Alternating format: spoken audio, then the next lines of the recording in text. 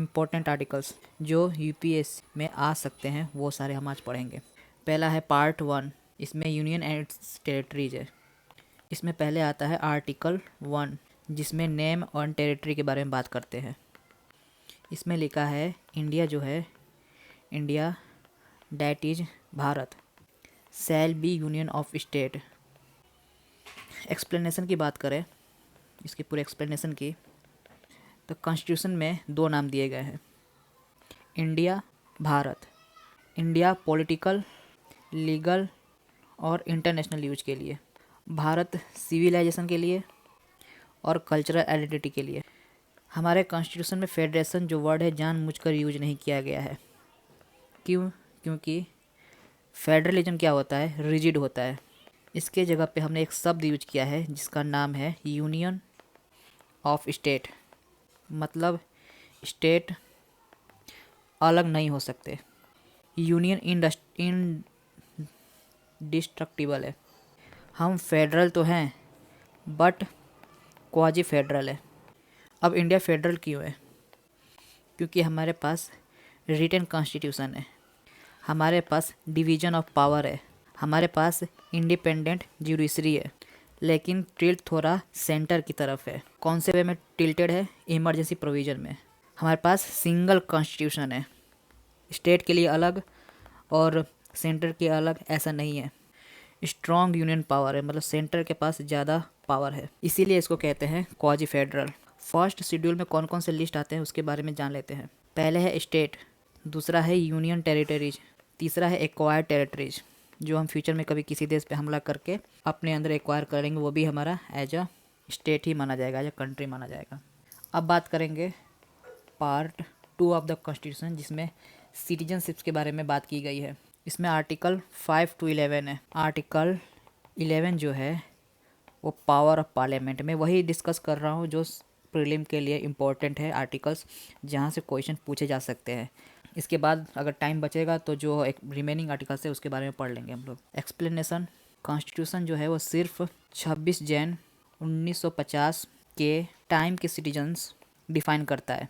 इसके बाद का जितना भी पावर है कॉन्स्टिट्यूशन से रिलेटेड, सिटीजनशिप से रिलेटेड, वो पार्लियामेंट के पास है। अब पार्ट 3 के बारे में बात करते हैं। इसमें बात की गई है फंडामेंटल राइट के बारे में। इसमें आर्टिकल 14 जो है राइट टू इक्वलिटी की बात करता है। इसमें लिखा हुआ है स्टेट सेल नॉट डिनाई, किससे डिनाई नहीं करेगा? इक्वलिटी बिफोर लॉ या equal protection of law of person. Person में सिटीजनशिप भी आ गए और एलियन यानी फॉरेनर्स जो होते हैं वो भी आ गए। अब 2 कॉन्सेप्ट के बारे में पढ़ते हैं। पहला है इक्वलिटी बिफोर लॉ। इसको नेगेटिव कॉन्सेप्ट कहा गया है क्योंकि ये पहले तो जान लेते हैं कि एक ब्रिटिश ओरिजिन्स, इसको एवी डाइसी करके थे, उन्होंने इस रूल को दिया था जिसको क्या है उन्होंने बताया था रूल ऑफ लॉ। मतलब इसका सिंपल है, कोई भी कानून से ऊपर नहीं है। किसी भी इंसान को कोई भी स्पेशल जो प्रिविलेज होती है वो नहीं मिलेगी। अब बात करेंगे इक्वल प्रोटेक्शन ऑफ लॉ के बारे में। ये इसको पॉजिटिव कॉन्सेप्ट कहा जाता है। ये जैसे पहले वाला ब्रिटिश ओरिजिन था, ये अमेरिकन ओरिजिन है। इसका मीनिंग है इक्वल्स को इक्वली ट्रीट करो, जो अनइक्वल है उसको अनइक्वली ट्रीट करो। अब ये जैसे मैंने पहले बताया था कि ये जो है सब पे एप्लीकेबल है। एप्लीकेबल मतलब किस पे? सिटीजन्स पे भी और एलियंस पे भी। एलियंस यानी फॉरेनर्स। अब आर्टिकल 19 के बारे में जान लेते हैं। इसमें जो ये भी सबसे ज़्यादा इंपॉर्टेंट है, इसमें से भी क्वेश्चंस आते रहते हैं। इसमें 6 फंडामेंटल प्रोविज़न के बारे में या फिर कह दीजिए कि फ्रीडम के बारे में बताया गया है कि हमें कौन कौन से 6 फ्रीडम जो है हमारे लिए मेन है। पहला है स्पीच एंड एक्सप्रेशन, ये 19A में मेंशन है। दूसरा है असेंबली, ये 19 के ही बी पार्ट में है। तीसरा है एसोसिएशन, ये 19 के सी पार्ट में है। फोर्थ है मूवमेंट, ये 19 के डी पार्ट में है। फिफ्थ है रेसिडेंस, ये 19 के ई पार्ट में है। सिक्स्थ है प्रोफेशन, ये 19 के जी पार्ट में है। पहले जो ये 19F था जिसको हम प्रॉपर्टी के रिलेटेड जो भी मानते थे राइट, ये पहले था, बट इसको अब क्या किया गया है, इसको रिमूव कर दिया गया। रिमूव करके कहाँ ट्रांसफ़र कर दिया गया? इसको DPSP में इसको एज ट्रांसफ़र कर दिया गया है। कौन से आर्टिकल के थ्रू इसको ट्रांसफ़र किया गया था? तो 44th अमेंडमेंट के थ्रू इसको ट्रांसफ़र कर दिया गया था DPSP में। ऐसा क्यों किया गया? ताकि हम इस पर एक रीजनेबल रेस्ट्रिक्शन लगा सकें। कौन कौन से रेस्ट्रिक्शन लगा सकते हैं हम? Public order, morality, secular of state. अब आर्टिकल 21 के बारे में जान लेते हैं कि इसके अंदर क्या क्या लिखा हुआ है। इसमें है right to life and personal liberty. इसका एकदम एग्जैक्ट सेंटेंस ये है कि no person shall be deprived of life और personal liberty except according to procedure establish by law. यहाँ मीनिंग ऑफ लाइफ, क्योंकि लाइफ का मतलब ये नहीं कि सिर्फ जीना है, नहीं, लाइफ का मतलब यहाँ पे एक अलग तरीके से बताया गया। लाइफ का मतलब कि जो भी हम जी रहे हैं वो लाइफ जिए विथ डिग्निटी के साथ। इसमें प्रोसीजर जो इस्टेब्लिश बाई लॉ है, उसका मतलब क्या है? ओरिजिनली इसका जो है ना नैरो रिप्रेजेंटेशन है, मतलब ब्रॉडली इसको बताया नहीं गया, इसमें एक्सप्लेन नहीं किया गया है। एक मनेका गांधी का केस हुआ था, इसमें बताया गया था कि जो भी प्रोसीजर होगा ना वो क्या होना चाहिए, वो एकदम फेयर होना चाहिए, जस्ट एंड रीजनेबल होना चाहिए। अब article 32 right to constitutional remedies, ये बताता है राइट्स लिखने के फ़ायदे नहीं हैं जब तक ये ना पता हो कि इसको एनफोर्स कौन करेगा, मतलब अगर कभी ये वायलेट हो रहा है तो कौन करेगा, तो वो है सुप्रीम कोर्ट। अब सुप्रीम कोर्ट के पास पावर है, पावर किसके थ्रू दिया गया है? पावर इसको दिया गया है 5 तरीक़ों से। उन 5 में 5 तरीके कहाँ पे है? उसको रीट्स कहा जाता है उन 5 तरीक़ों को।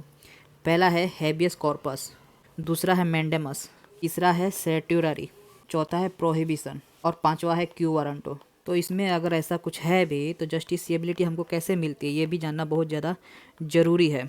जब राइट वायलेट होता है, जब भी राइट वायलेट होगा तब क्या करेगा? जो भी ये कोर्ट है वो क्या करेगा? इंटरवेन करेगा।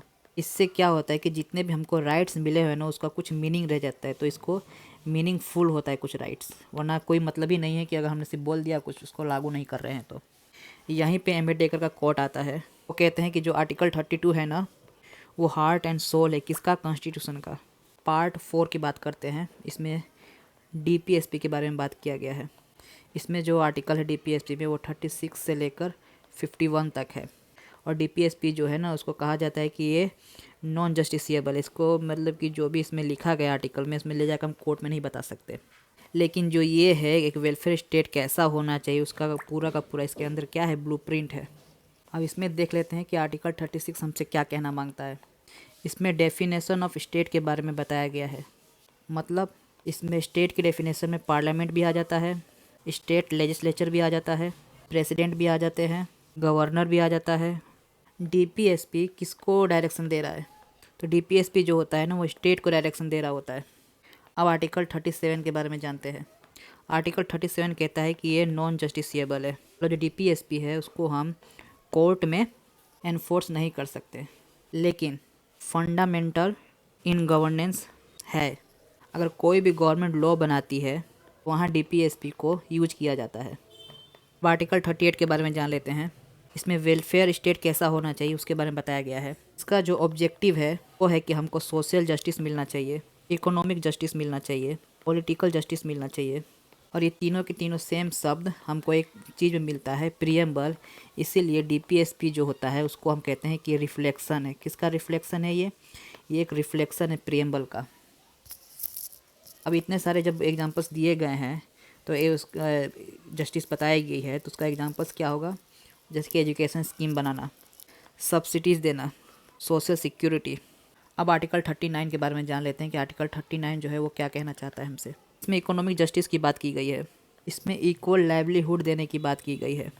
जो भी गवर्नमेंट के पास रिसोर्सेज हैं उसका क्या होना चाहिए? इक्वल डिस्ट्रीब्यूशन होना चाहिए।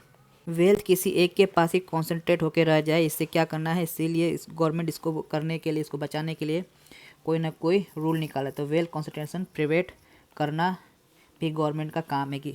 अब आर्टिकल 40 के बारे में जान लेते हैं। इसमें पंचायती राज के बारे में बात किया गया है।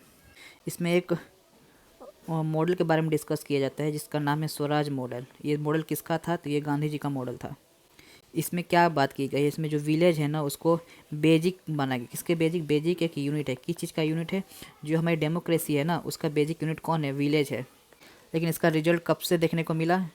एक 73rd अमेंडमेंट हुआ था 1992 में, तब हमको ये जो विलेज वाला जो है, जैसे जिसमें हमने पंचायत ये सब जो हम लाए, पंचायत लाए, म्यूनसिपाल्टीज लाए, कब लाए? 73rd अमेंडमेंट में लेकर आए हम।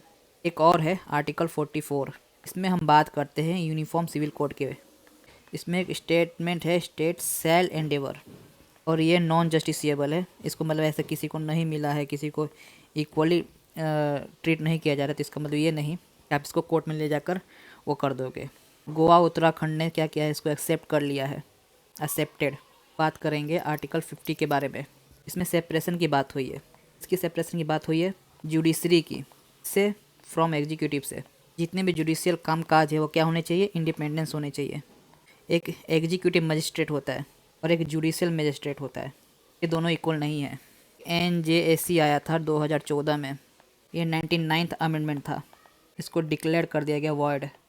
आर्टिकल 51 के बारे में, इसमें इंटरनेशनल पीस क्या होता है उसके बारे में डिस्कस किया गया है। हमें फ्रेंडली रिलेशन रखना है, हमें रिस्पेक्ट देना है इंटरनेशनल लॉ को, पीसफुल सेटलमेंट करना है। बात करेंगे पार्ट 5 के, इसमें यूनियन एग्जीक्यूटिव के बारे में बताया गया है। इसमें जो आर्टिकल कवर होता है 52 से 62 तक है। आर्टिकल 52 में ऑफिस ऑफ प्रेसिडेंट कैसा होगा वो बताया गया है। जो प्रेसिडेंट है देयर सेल भी, मतलब कभी भी वैकेंट नहीं होना चाहिए प्रेसिडेंट का ऑफिस। प्रेसिडेंट जो होता है उनको हम एक नॉमिनल हेड मानते हैं अपने इंडिया का। नॉमिनल हेड ओनली नहीं, इसमें एग्जीक्यूटिव भी ऐड करना पड़ेगा, नॉमिनल एग्जीक्यूटिव हेड है। नॉमिनल अगर ये है तो रियल पावर किसके हाथ में है, काउंसिल ऑफ मिनिस्टर के हाथ में है। अब आर्टिकल 60, इसमें ओथ के बारे में बताया गया है। इस ओथ में एक वर्ड है जो सबसे इम्पोर्टेंट है, preserve, protect and defend the constitution. अब आर्टिकल 61 इम्पीचमेंट, इसमें हम इम्पीचमेंट मतलब हटा तभी सकते हैं, एक ही ग्राउंड है जब वायोलेशन हो। किसका वायोलेशन होगा, कॉन्स्टिट्यूशन का। इसमें जो प्रोसेस यूज होता है जुडिशियल का उसको कहते हैं क्वाजी जुडिशियल प्रोसेस।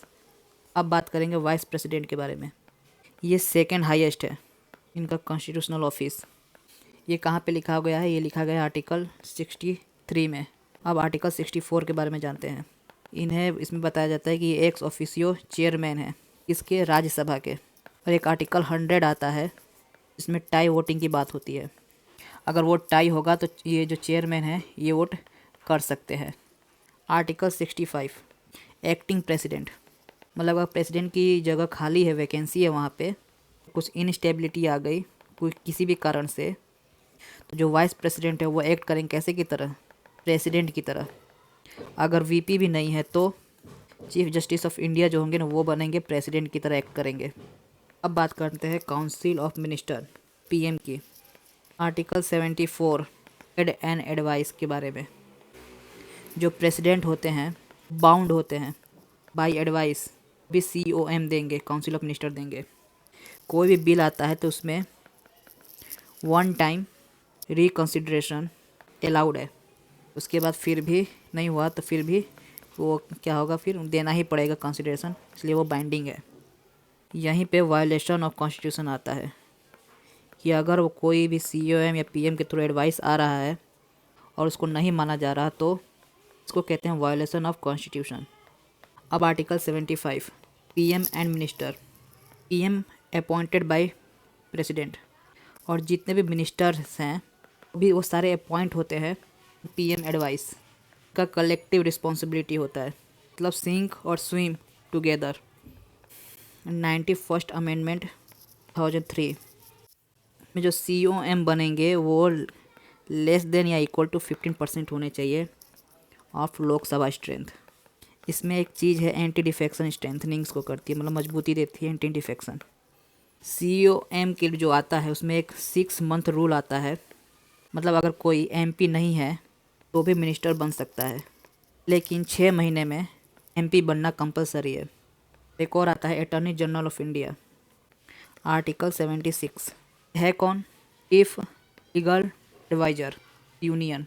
पार्लियामेंट में किसी भी मैटर पे बोल सकता है, लेकिन सबसे इम्पोर्टेंट बात कभी भी किसी भी मैटर पे वोट नहीं कर सकता। तो आज के लिए इतना रखते हैं, फिर पार्ट 6 से कल देखेंगे।